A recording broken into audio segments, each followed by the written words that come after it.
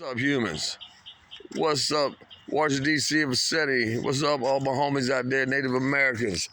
Check this out, y'all. DC Wiper Day. I got into the money thing because I've been spending money on a boat. You know how that shit goes. Matter of fact, just taking this motor. I think you see the motor. Just getting that motor straight. Got all the tools out here for the boat and everything. That's just a little catfish boat we got going on. But had to take the carburetor off. But man, let me tell you something, y'all. About this money thing. Let me tell you, if you're on man time, right? And I stay on man time. And that's why I ain't got no friends hardly. Most of them in D.C. and Oxnard, Maryland. And they scattered around because I go by the same standards and codes that we grew up with on the streets in D.C. And now I know that's kind of messed up in a way because you'll judge a normal civilian sometimes like, man, I can't trust him. Because you're thinking back, but I can't trust him because I used to do crooked shit. I used to do this, I used to do that, I used to do this. But, you know, it's hard to get that out of your mind because you're thinking, you judge people on another level. You don't judge them. You're not judging nobody, but you're saying, you know what, hey, I just can't trust that dude, man, because he might tell if I shoot somebody. You know, we ain't supposed to shoot nobody. All right, so, but that'll never change. Once you adapt to the criminal code, you're always on the criminal code. Remember that. There's a civilian code, there's a criminal code. Civilians, you know, they don't get touched, they don't get messed with. If they tell the police somebody beat them up, they press charges. Nothing's wrong with that. They're a civilian. They're not a criminal. Now, if a criminal presses charges, it's a problem with that. But anyways, so check this out. This punk the other day, right? He done owed me like $80, something small, man, for like, you know, yeah, it was $80. I thought it was 100. He said 80, I don't care. Been about 6 months, 7 months. I see him all the time. I'm sitting in the bar drinking, having a good old time. I don't trip on that. It don't bother me because, you know, a dude taught me a long time ago, an old black cat that I used to mess with in the game. And he said, look, man, don't ever front nobody nothing. He said that you can't afford to throw the money out the window. He says, because... He said, you ain't going to get it back. If he beats you, ain't going to get it back. He said, the last thing you want to do is hurt him, shoot him, do anything wrong to him because you're ruining your life for your mistake.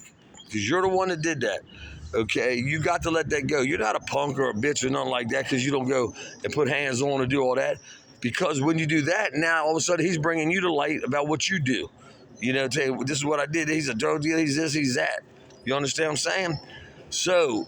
when you loan a friend money, anybody money, don't loan nobody money, family members especially out. Don't loan nobody no money you can't throw it out the window, that you never need to see it again, because there ain't no guarantee ever you getting it back. Now, as you get older and you're in the game, you say, okay, I loan you $500. I want $2,000 in collateral. I want your generator, your riding lawnmower, your Z-mower, your gold chains. You know, whatever it is, I want to hold that. So if you don't pay me back, we cool. You know, I understand that. We good, just like a pawn shop. You know what I mean? And so that's how a lot of us accumulated a lot of stuff back in the day. But, once again, so here's a scenario. A cat owes me $80, right?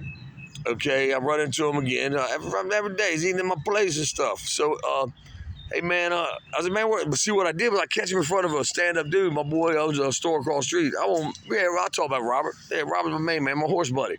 We bet on horses together. So anyways, so I see him. I get him in front of him. Like he said, hey, what's up, man? I said, man, you got that money you owe me, man?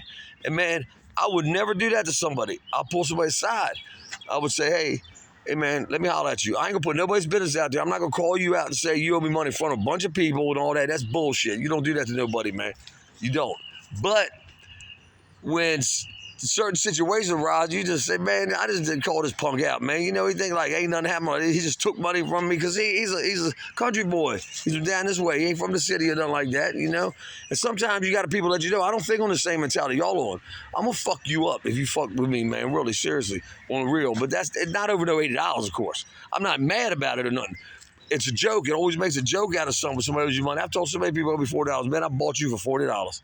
I ain't got to worry about you ever get asked me for nothing coming around. And $40, I bought you out my life. So anyways, so Slim says, oh, man, he said, what was that bet I lost? How much was it? I said it was $100. He said, I thought it was 80. I said, what's 80 then? So this has been 6 months, mind you, y'all.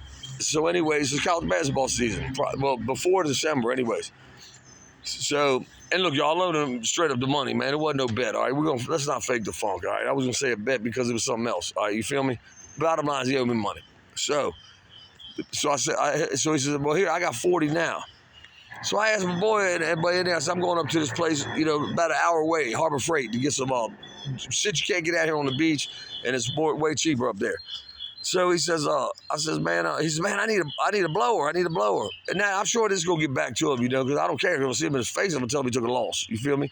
But so what happened was, he said, man, here's your $40. And the blowers are $39.99 to $40. He said, man, you going to Harbor Freight, man, I want one of them blowers, man. And I said, well, look, I'll tell you what, I had one, but it was junk, which is true. I gave it to my buddy. It wasn't, well, it was junk. It wouldn't blow my leads with a damn. So I bought a Stihl gas-powered joint. But so anyways, so Slim hands me, he said, man, would you mind picking one up for me? I said, nah. Now, mind y'all, let's go back to he owed me $80. He gives me half of it, $40. Pulls another $40 out the wallet. It says, get me a blower for $40 while you're up there. While you're up in Elizabeth City, while you taking your gas, everything, while you running up there, without not even offering you no gas money, no nothing like that. Not to mention you owe a brother $40. He hands me the $40. A couple days go by, I'm sitting up blending. And he come back, hey man, you got my blower? Yeah, sure I do, man. It's up Killerville. I live at my buddy's house. You know what I'm saying? It's like that. Okay, now here's the deal is, man, I know I'm going to see him in the next day or two, right, like that. And more likely he's going to bring that shit up in front of people and stuff like that, which I hope. But I'm not around people. He's got to catch me somewhere, like where I'll be around somebody. But anyways, don't matter. But see, I go to the place every day. It's long, man, we ain't getting all that. And so I will, if he's there, I'm going to pass him through this bar because I go upstairs and put money up. All right, whatever. So anyways, when he catches me, I can't wait to tell him, look, man, and I'm just what I'm telling you humans. If somebody owes you money and you do any kind of favor for them until they paid all that money, you're an idiot. You understand me? You're a straight up idiot. You ain't no man. You're a punk, all right? Because I don't give a shit, man. If my aunt, my cousin, anyone owed me $20, $50, something, they said, man, can you grab the outside that cooler? Help me carry this cooler to the beach. We're all going together, whatever, going fishing. Hell no. Man, you can't get other than that. Hell no, nigga. You owe me money. You understand me? If you didn't owe me no money, I'd pick up the other than that cooler. But shit, you ain't doing shit. You ain't paying my money. I ain't damn sure ain't giving you none of my labor. So I wouldn't do a damn thing for anybody. So that's what but when I hit Shorty off, I'm gonna hit him like, look, man, did you really think you'd give a nigga from DC like me? You owe him $80. You give him $40. And then you give him another $40 to go get you something? To go get you a blower? I don't care what it was. You think that he's going to just still be $40 down and bring you your shit and your blower back? Come on, man. Nigga, please. Let me tell you something. As soon as I see him there, he tells me about it. I was like, man, you took a loss, man. You understand what I'm saying? You didn't take a loss. I said, you paid your debt. I said, because I must be a punk, have bitch written across my forehead. If I'm going to get some, niggas going to hand me half my money, give me the other half, and tell me go get him something. Shit, you crazy as hell, man. Somebody bumped your head. I can't wait to see the expression on his face. But I'm telling y'all, don't be a bitch, man. It's okay if you don't women don't pay you back. You had good intentions. You trusted the dude, man. You feel me? But let me tell you something. If you do anything for him afterwards, you're a bitch. This is DC Light White Boy. I am out of here. I'm going back to this boat motor. I got a carburetor soaking, and I don't like doing this shit. Holla.